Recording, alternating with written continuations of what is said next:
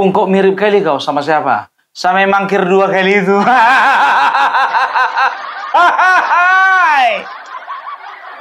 Lagi sakit dia. Nggak tahu tak betul tangga itu sakit itu. Mangkir 2 kali, alah. Ya kalau cerita, ya kan, kita mah dilaporin happy aja. Iya kan, iya kan, iya kan, iya kan. Happy, happy. Dibilangnya masih respon. Tahu nggak kalian, gua dulu kemarin, masuk penjara ukuran 1 kali 3 meter, waktu malam-malam itu keluar tikus semua. Baunya minta ampun tuh kamar. Lu belum tahu kan? Belum tahu kan? Pakai otak, pakai otak.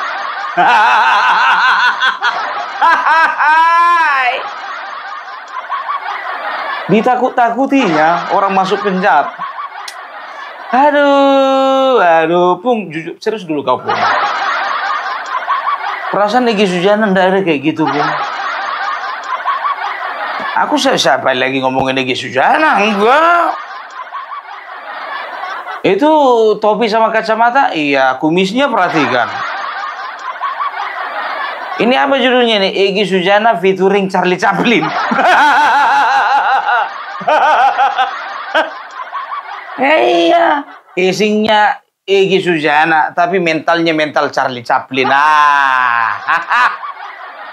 Ya kalau kemarin itu, kita maju, kita akan adili Jokowi, ke Solo nggak ikut.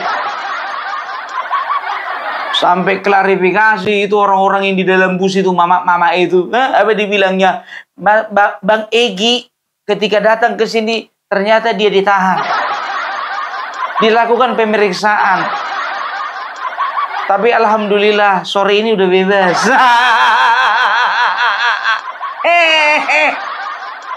Nggak taunya dalam acara podcast aku dia, saya sengaja nggak datang, saya lagi sakit. Nggak taunya yang lain teman-temannya bilang apa? Bang Egy Sujana itu dia nggak datang ke Jogja karena dia sudah perhitungkan, karena dia sudah perhitungkan bahwasanya Bapak Joko Widodo tidak akan menerima beliau. Aku udah pergi ke sana. Itu pagar rumah Bapak Joko Widodo, ya, itu pintu untuk masuk tamu itu lebarnya 1,5 meter. Itu sampai sekarang engselnya itu masih bagus.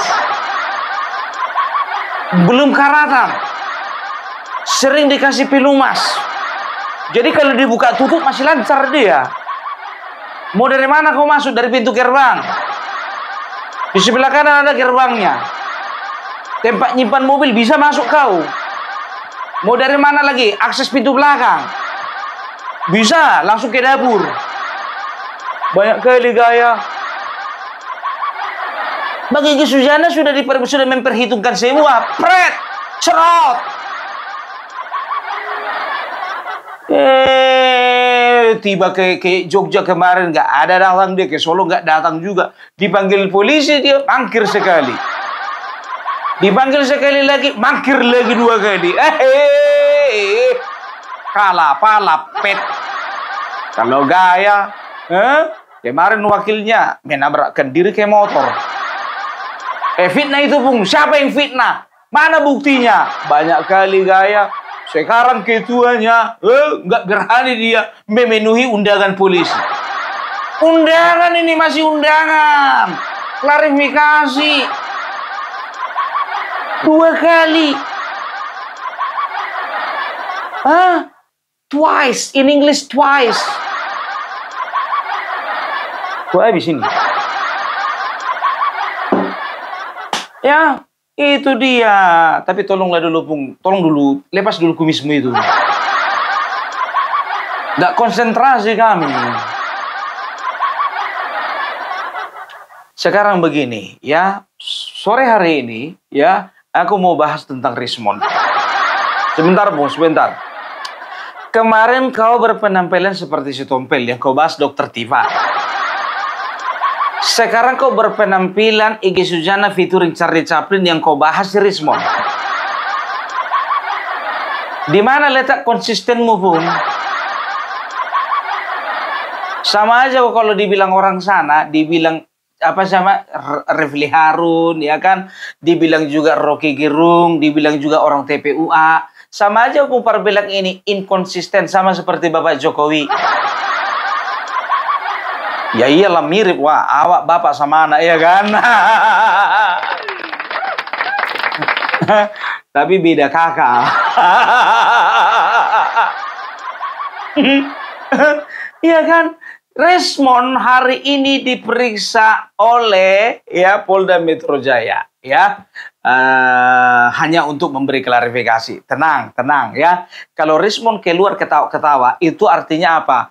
Itu artinya dia sedang membangun ya citra di depan publik bahwasanya dia tegar. Ya, kalau nggak salah dia diperiksa 10 jam. Dengan pertanyaan 97, kata pengacaranya, ya si Kozinudin, ya si Tom, nggak usah dulu Bung, Tom apa aku bilang, si Kozinudin, ya dari 70 meningkat ke 97 pertanyaan. Sekarang begini, ya Rismond, ya kalau memang betul-betul kau seorang peneliti, ada nggak kau tadi sebelum masuk, kau tanya dulu sama Bapak Kepolisian, Pak, itu lembar pertanyaannya itu udah diuji karbon apa belum?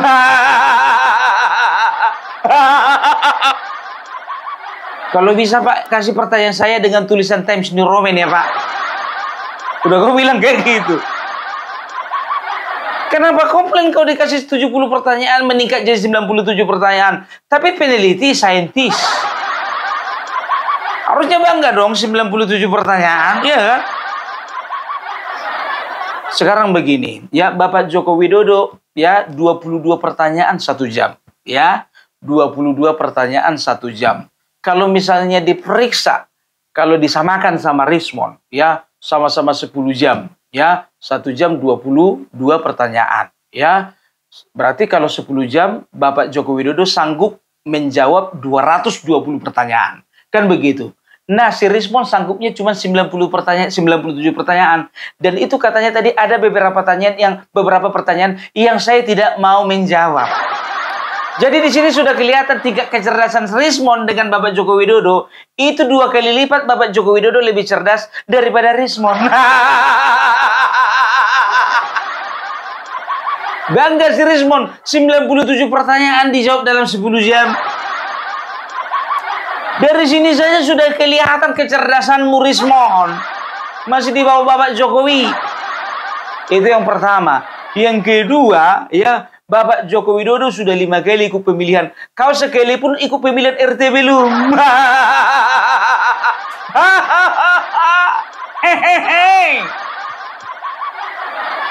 Aduh, ya keluar dia kan. Tahu kalian ya kan. Ada yang bilang apa namanya. Apa berteriak-teriak, horas. Aku bertanya-tanya, Rismond orang apa rupanya? Setahuku kalau horas itu orang Batak, ya kan? Kok bisa ada begitu keluar dia ada yang bilang horas. Karena setahuku kalau orang Batak itu tidak ada kayak gini orangnya. Iya.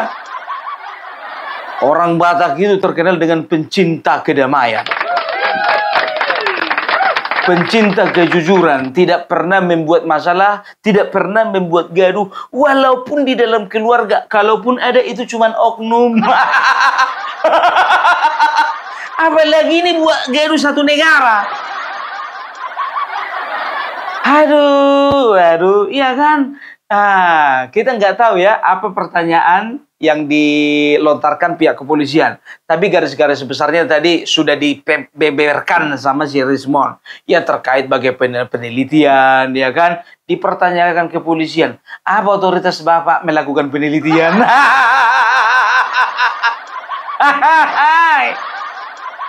Rismond yang kau teliti itu bukan ijazahnya seorang ketua RT. Kan begitu. Ini yang kau teliti itu adalah ijazah dari seorang kepala negara. 2 kali. Ingat, 2 periode bukan 2 tahun. Ingat ya, 2 periode. Setelah itu beliau itu wali kota 2 periode. Gubernur 1 periode. Ya. Ketika kau akan meneliti sebuah data ya dari seorang penyelenggara negara, apalagi ini adalah Bapak Joko Widodo, presiden kita, wajar kalau dipertanyakan otoritasmu. Kan begitu. Kau datang dulu misalnya ke sekolah ya atau ke kampus, kau tanya dulu, Pak Rektor minta dulu data-data pribadimu. Kau minta dulu ijazahnya rektormu itu. Kau pertanyakan dulu sama dia. Saya mau tahu dulu Pak, saya mau teliti dulu ijazah Bapak ini asli atau palsu. Tapi enak kali lah kau 10 jam ya. Lama kali kau di situ. Ngapain kau di dalam? Ngasih kuliah. Ngasih kuliah kau di dalam. Sama kayak si Suryo. Keluar dia kan capek kali mukanya Pak. Pikirku lesu kali kau ini yang dehidrasinya di dalam. Yang nggak dikasih minumnya nggak tahu juga ya kan? Karena nggak dikasih minum dia dehidrasi dia. Kekurangan cairan.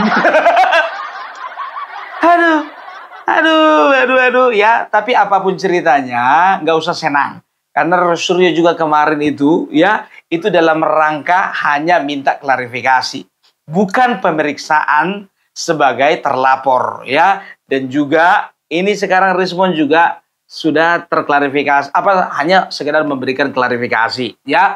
Dan menurut keterangan katanya tadi, menurut pengacara mereka yang dikatanya pengacara kondang,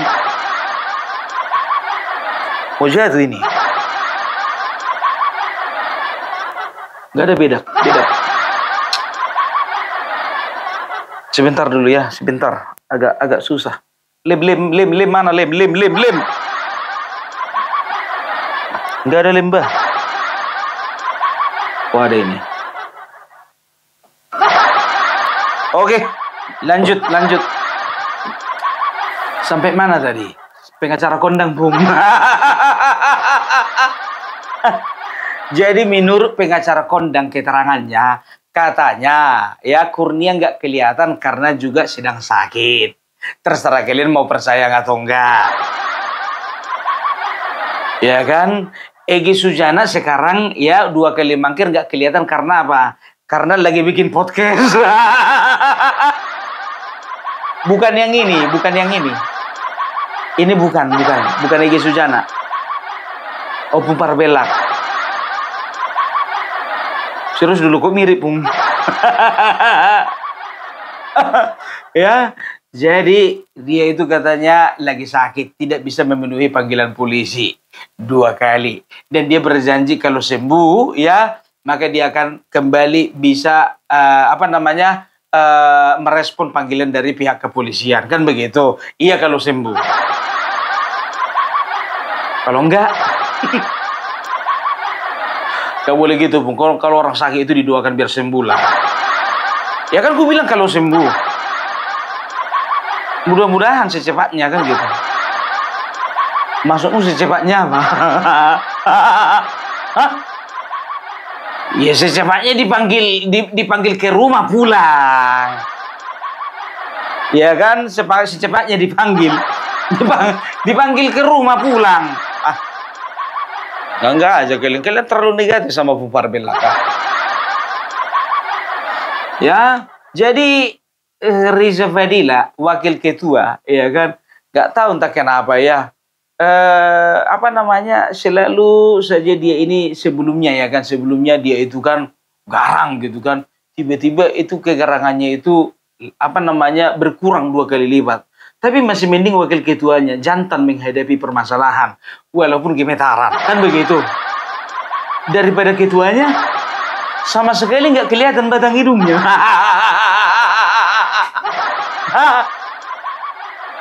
Makanya sebetulnya yang cocok ketuanya ini sebetulnya si Riza Fadila ini, ya kan? Nah, ya kan, Rismon juga mengatakan ya bahwasanya saya dipanggil itu, saya tidak terima terlapor itu RS. Siapa RS? Nama saya kan bukan RS. RS banyak. Bisa saja itu Roy Suryo. Bisa saja itu Rizik Syihab. Memang betul bisa juga itu adalah Richmond Sianipar. Mana tahu juga itu bisa saja itu Rizal Sadila atau Dokter Riva atau mungkin lagi Dokter Rurnia. Stop garing garing opung. Jadi sekarang gini, mereka ngotot ya kan, bahwasanya kemarin itu ya mereka tidak dilibatkan ya di dalam penyidikan kan begitu. Sebetulnya kalau menurut aku ini kan bukan penyidikan, ini masih penyelidikan ya kan begitu. Waktu di Barreskrim itu ya, kalau sudah penyelidikan ya, kalau sudah dinyatakan bahwasanya bukti tidak kuat ya, maka akan diberhentikan. Nah, ini bukti apa? Kalau sudah dikatakan ijazah Bapak Joko Widodo asli, nggak akan mungkin lagi dinaikkan ke penyidikan, kan begitu. Nah, mereka menuntut dilakukan gelar perkara khusus. Gelar perkara khusus apa? Sedangkan nyampe penyidikan pun belum. Kalau sudah naik ke penyidikan, ya itu berarti sudah ada penetapan tersangka. Kan begitu. Ini aja diputar-putar orang itu. Ada lagi satu lagi lawyernya itu, apa dibilangnya? Iya kan? Kenapa ijazah Bapak Joko Widodo itu nggak disita? Lo ini penyelidikan bukan penyidikan. Kenapa? Jangan kalian bentur-benturkan apa namanya pemahaman kami dengan pemahaman kalian. Nggak nyambung. Kalau mau bodoh kalian ya bodoh aja lah. Jangan aja orang. Ya kan? Nah, jadi kita lihat aja bagaimana Richmond ini ke depannya ya. Kalau sekarang ya banyak orang itu bilang ya kan, teman-teman ini di media sosial, kenapa nggak langsung dimasukkan aja ke penjara? Maunya Richmond itu ganti baju lah. Nggak boleh begitu. Kita hormati kepolisian dengan setiap proses dan juga tahapan-tahapan yang sedang dilakukan. Kan begitu. Nah, sekarang yang jadi pertanyaannya ya, Egy Sujana mana?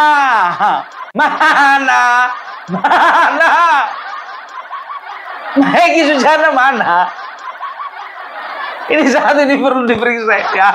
Parah kawan ini mah. Katanya imunitas tapi pernah juga masuk penjara. Kurnia begitu juga, imunitas begitu dapat panggilan tiba-tiba sakit dia. Ya kan, datang dokter tiba bukan yang bilang apa, permasalahan ijazah Bapak Joko Widodo ini memang apa namanya, kayaknya membawa hikmah gitu loh. Lihatlah dokter tiba-tiba bisa bahasa Inggris.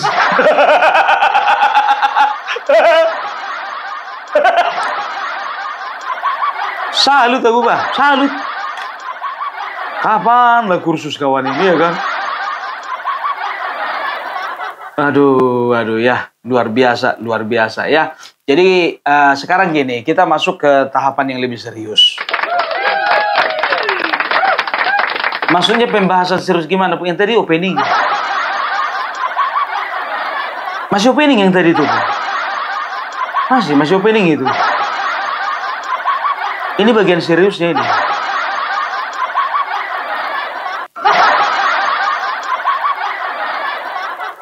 Ya jadi begini ya, kalian ini menurut pikiranku ya. Ya kita agak apa dulu. Kalau tadi bercanda, sekarang kita agak serius dulu, agak cerdas dulu. Kalian berpikir enggak ya, kenapa masalah ijazah yang mempertanyakan keaslian ijazah Bapak Joko Widodo ini masih terus bergulir ya, walaupun Bapak Joko Widodo tidak lagi menjabat sebagai seorang presiden ya. Aku curiga ya, ini dana yang digelontorkan ya untuk membayar orang-orang ini cukup besar ini ya. Karena apa ya?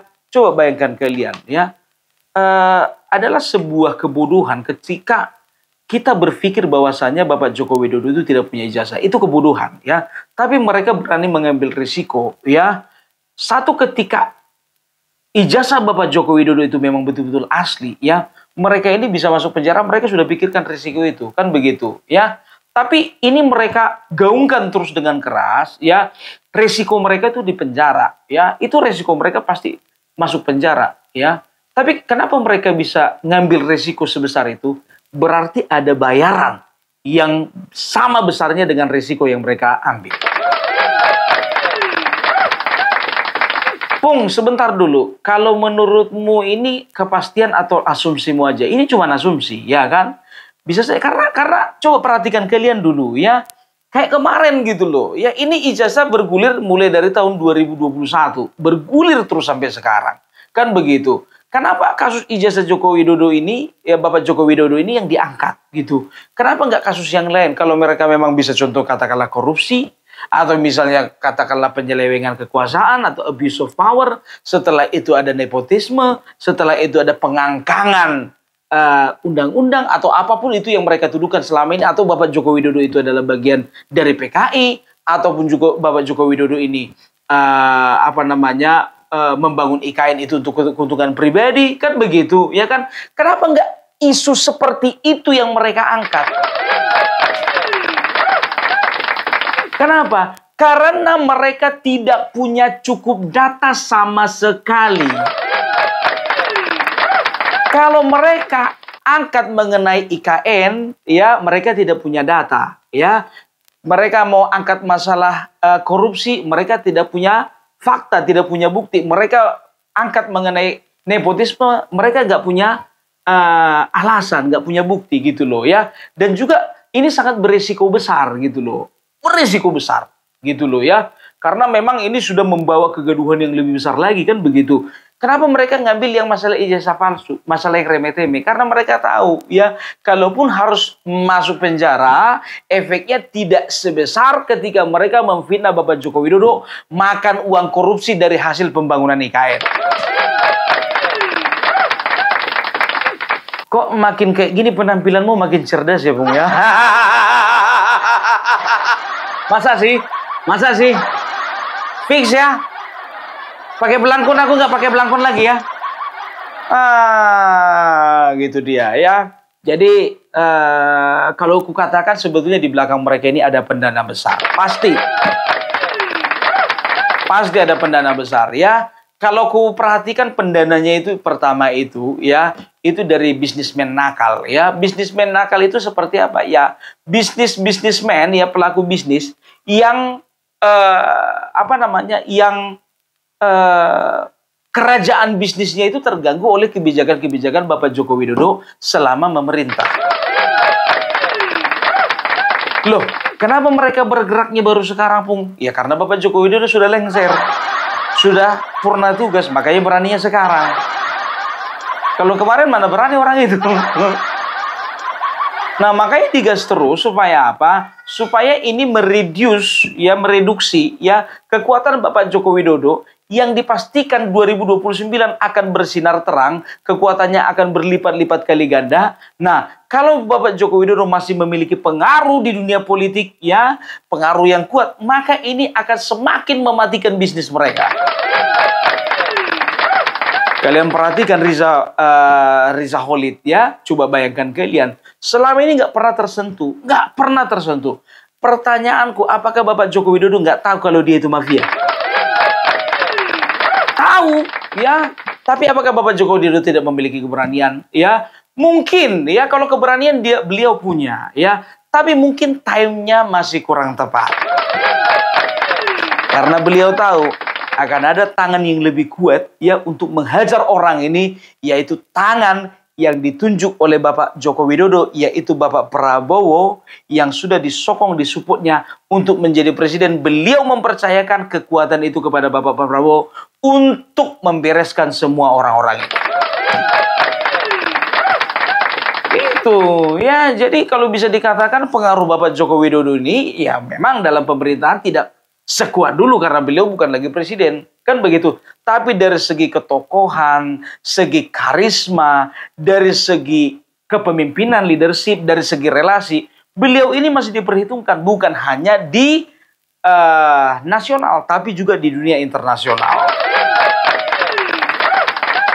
Coba bayangkan kalian ya, waktu ke Vatikan yang diundang siapa? Bapak Joko Widodo, kan begitu, bukan Rizal Fadila, bukan Roy Suryo, bukan Egy Sujana, Sebentar, siapa rupanya mereka itu, Bung? Bukan siapa-siapa. Makanya jangan kalian itu merasa bahwasanya kalian itu adalah somebody, padahal kalian itu sebetulnya nobody. Apalagi si Kosinudin, kau jaga mulutmu itu ya. Selalu kau mengatasnamakan rakyat, rakyat, rakyat, rakyat, rakyat. Rakyat, bagus-bagus kau ngomong, kau rakyat. Aku nggak terima, aku juga rakyat. Nggak pernah aku terwakili sama kau. Tom, jangan lanjutin, Bung. Jangan lanjutin, Bung.